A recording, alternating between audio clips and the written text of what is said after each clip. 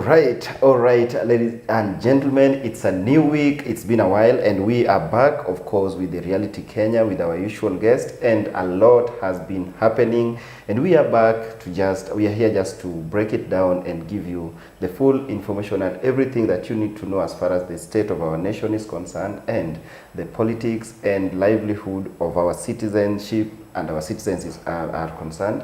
So as we start the show, welcome back, and keep following, keep sharing, keep subscribing each and every day so that we can grow and become bigger and better each and every time. So karibu sana our usual guest from the learned corner, Wakili Willis Otieno, the deputy party leader of Safina Party.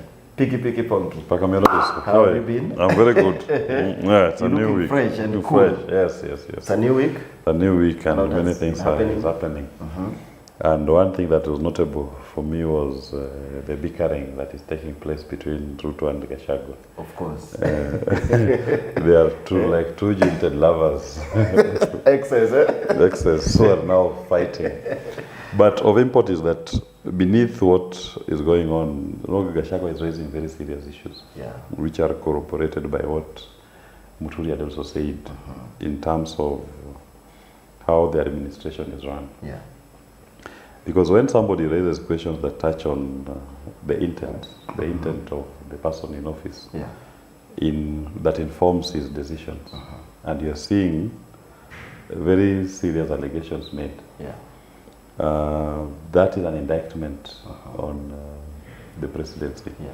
And if Kenya was a functioning state, at this point, the Senate or the National Assembly will have opened a probe to establish the veracity of these allegations. And these allegations are not being made by any Tom, Dick and Harry. This is somebody who was working very closely with Ruto. At the second in command. Yes, at the time. And he had first row access to the man. And he's giving details. The only invitation that we make to Gachagua is that she will not just leave it at the point of stating the story.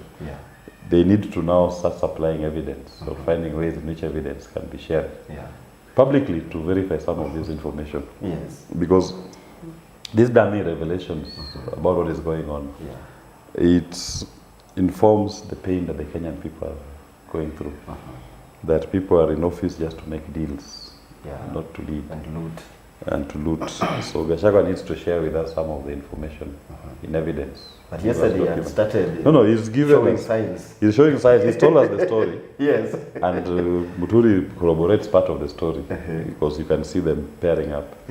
But they need to now give us documents in support.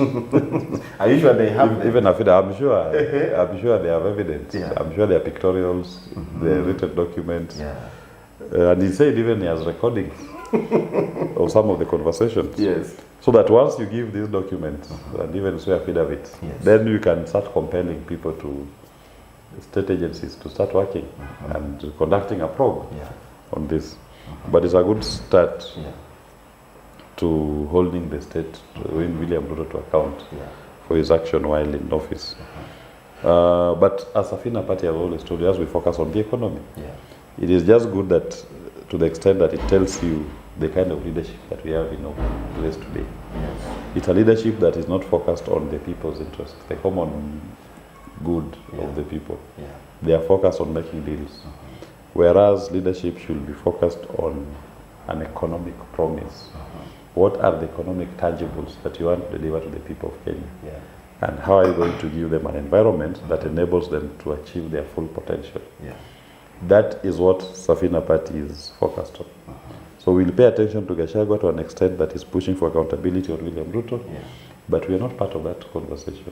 We just hope that they share evidence and the rule of law takes its course. Otherwise, if they don't share the evidence, this may just be reduced to, as I said, the jilted lovers. He said, she said, he said, she said. And some people think it's kind of bitterness and stuff. Do you think Honorable Gachagua is expressing himself as a bitter man, or just being hard on William Ruto because of the impeachment? No, even if what is driving him is bitterness, but the substance of what he's saying, is backed by evidence, it's something that should warrant the attention of law enforcement agencies, or even Parliament and the Senate. So you cannot just dismiss what he says, that he's a bitter man. Of course, a bitter man. He campaigned for the administration, and they kicked him in the teeth. But the fact that he's bitter does not take away the substance of the allegations which he's making. And those should be looked into. Of course, some people also find fault in the conduct of the character of Gachagua. That he is a divisive person. He represents a tribal. He's putting a tribal, face out there. Even if you have a problem with that. And it doesn't mean that because Gachagua said this thing that you must love him or you must like him. Look at the substance. Forget about the messenger for a minute. Look at the substance of what he's saying. And we focus on them. If somebody is cutting deals with international criminals, then, and we have evidence, then, I mean, sanctions need to follow. Appropriate sanctions need to follow. If someone is doing business with certain states, certain regions, like was said of Kosovo, and granting them now recognition as a state because it's your business partner.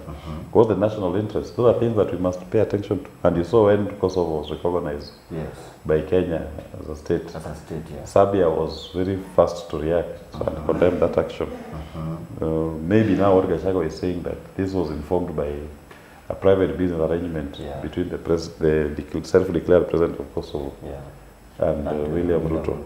So those are things that we need to call out, because leadership is not about personal aggrandizement. Leadership should be about service to the people. We also witnessed in the last week William Ruto going to the mountain. And the mountain had a message to the rest of the nation, especially those from western side of Kenya, that the going rate is not 200. The going rate is 1,000 minimum. So next time, the listening fee is 1,000. That was the going rate. And so my advice to my brothers and sisters from the western side of Kenya, next time William Ruto is visiting, I mean, he has told you that the going rate is 1,000 minimum. And it can go as high as even 10,000 per person. So they should also ask for their fair share. If anything, that is our money. It's not his money. He's distributing to our young people. But the overriding message was that when people rejected him and people were heckling his pillars, it was not being right in front of him. Because when people in Nyahururu or Nyandarua are heckling Imani Chungwa, he's not their MP. They can't be complaining about anything he has not done that he promised. They're heckling him because of his stance on national politics. And his stance on national politics, he stands with Kasongo, who they are rejecting. So the message was loud and clear. So his path to power, in my view, has now diminished. All that he now focuses on is how to finish his term and to deal with the wrath of the people when the time comes. And something also that Kenyans need to note in the budget policy statement,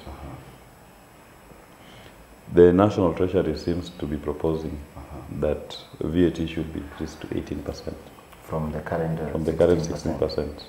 In the next financial... In the coming financial year. So the finance bill, if that proposal maintains, they are going to increase your VAT from 16% to 18%.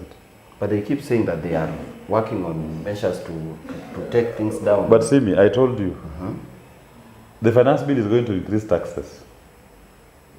But it is important. It's good. The one thing he says, and let's look at what he's doing. Look at the BPS, the budget policy statement, and the report from the Parliamentary Budget Office. They are saying to increase it to 18%. For the first time, it has never crossed the 16% mark. They now want to increase it to 16%. I told you, the problem in this country is debt finance. They are spending a minimum 70% of their collection on debt finance. And next year, based on the projections, the maturing debts and interest, they are going to pay 2.1 trillion shillings in debt. To pay the debt. To pay debt, 2.1 trillion. Based on projections for this financial year, they are going to collect 2.3 trillion. So that is 2 trillion. 2.3 trillion is the collection. 2.1 trillion next year. If you don't increase tax, then it means almost 100% of what you're going to collect next year will go to debt finance. If you don't increase your taxes. almost 100% of what you're collecting is going to debt. So they must increase taxes. They will increase your taxes. That is even why that proposal to increase VAT to 18%. To 18%. The government is raiding your pockets. That one Jimmy and Jiggy had promised you. Yeah. Haircuts. So they have to come to your pocket every day, find a way in which to increase your tax, your levy, your charges. And Korea was also proposing that now SHA, those who have not paid for SHA, their money will be deducted. Deducted 10%. Yes. Why is the healthcare system? SHA? What is SHA about? SHA is about transferring the burden of payment back to the parent, to the individual. Yes. University funding model is about transferring back the bulk of paying for your university education to the parent. So government is shirking its responsibility back to you. Yes. It is part of haircut. They want to find every excuse to open your pocket and remove money. Yeah. It's because this debt is killing them. And it's important Kenyans ask, what is this debt? If Kibaki, at the point of departure, the Kenyan debt stock was 2.7 trillion. That was the debt that we owed locally and internationally, 2.7 trillion. Total debt. Total debt. Today, our debt stock is 11 trillion. 10, 12 years later. Yes, you are told it is 11 trillion. In the same period, you've paid almost 9.8 trillion. What is this debt you are paying that does not go down, just keeps going up? And which are these projects that are worth that much? That you can point to me, these are the road that was done using. This borrowed 11 trillion. Because 11 trillion, you cannot hide it. Yeah. This should be a major infrastructure project that everybody should be able to see. Yeah. So those are the things that is wrong with this administration and the previous one. They took debt and ate. They still borrow money to eat. The money does not come into Kenya. Yes. What comes into Kenya is the obligation to pay. And the sooner Kenyans focus on that question of debt, you will not make any progress. And I tell you, even in the campaigns, you will remove Ruto. The next person you're going to put there, if he has no conviction and courage to confront the debt monster, will be saying must go. And how is Safina party ready to face that? As we are not going to pay odious. It's a monster, as we are very clear, we will not pay odious debt. We'll only pay debt that was taken in accordance with our laws. And how will you know this is an odious debt and this is because we have the Appropriations Act that is passed every year. That's the budget. That sets out what we are borrowing. So in our laws, you must get parliamentary approval for you to borrow any money. Yes. And you can only borrow money for a project. So if you are showing us in our register that this debt, where is the parliamentary approval? It's not there. Yes. We are not paying it. Where's the project it financed? It's not there. We are not paying it. Did the money come into Kenya? No, we are not paying it. And how will you deal with the lenders now? Buyer beware. Buyer beware. Buyer beware. Yes. Why is that our problem? Why did you give the money not to in accordance with the laws of Kenya? Why should it be the problem of the people of Kenya? How you recover your money? And why do you think this debt is not reducing? Because if we have paid almost 9 trillion and we still have 11 point something trillion, at least we should be seeing its reduction. It's not, because it's a Ponzi scheme now. Our debt has now turned to be a Ponzi scheme. They must keep perpetually taking those illegal loans and raising your taxes to pay it, to sustain it. It's a Ponzi scheme. Only that now it's nearing its end. It's going to collapse anyway. Right? So you need a leadership that is convicted and is courageous enough to say, we are not paying it. Open that register. Open that register. And anybody who is culpable must pay. Not the people of Kenya. Why should the Kenyan people underwrite a sovereign debt that is lying in someone's private account in Qatar? Why? No. Safina party, we are very clear, will not pay.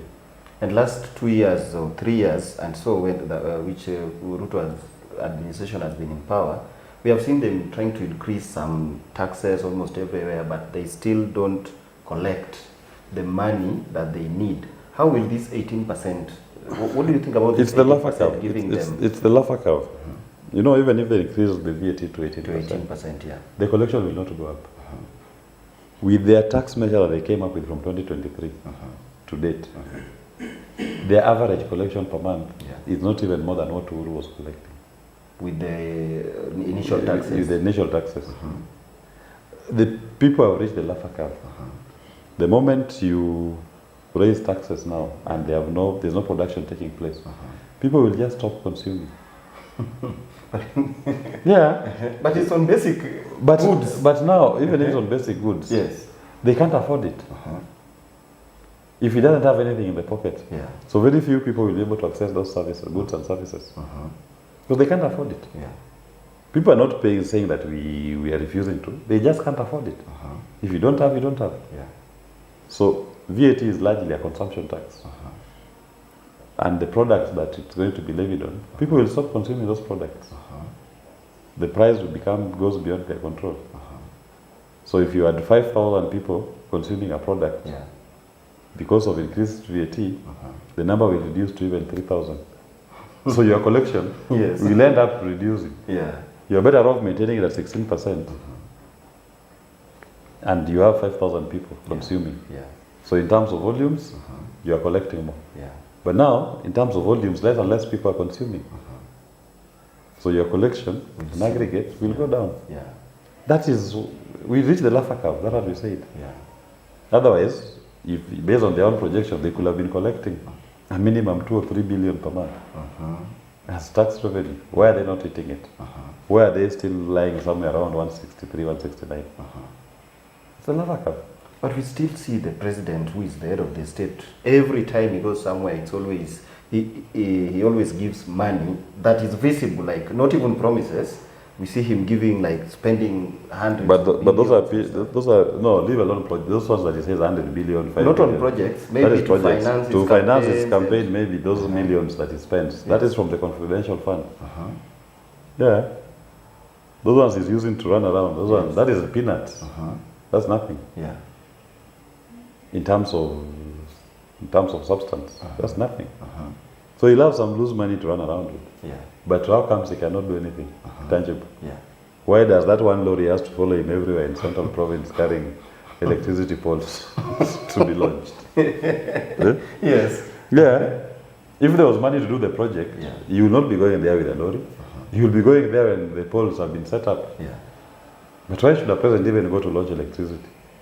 Actually, talking about that, we saw the president, even the project on his day one, the president was launching a classroom and, a tuition block and, a tuition block put up using CDF money in 2023, 2024. Yes, and there was an outrage. People were like, this is a project that should not even be launched by an MP. That one should be launched by the teacher on duty. A tuition block should be launched by the teacher on duty. Do you think the president has lost his role? But it's a question of understanding the tier of a president and leadership. Yeah. Yeah, but for him, he wants photo ops. So it's just an opportunity to go and take a photo so that you show you're doing something. But that cannot be the role of a president. That's not the function of a president. Yeah. But that is Kenya Kwanza for you. That's their capacity. Yeah. In fact, we are the fools if we expect anything different. They're just showing you their best. Yes. And their best is the worst for the nation. Kenyans deserve much better. And as Safina Party, we are only one year actually away from the elections. How prepared is Safina Party is prepared, and we are very focused on our agenda. It's an economic agenda. And we invite Kenyans who believe that it's time for an economic liberation to join this movement that is going to economically liberate the people of Kenya. It is time that we do away with the legacy politicians and have a political conversation that is about the people's liberation. Liberation on the economic front, not political. We got our political rights.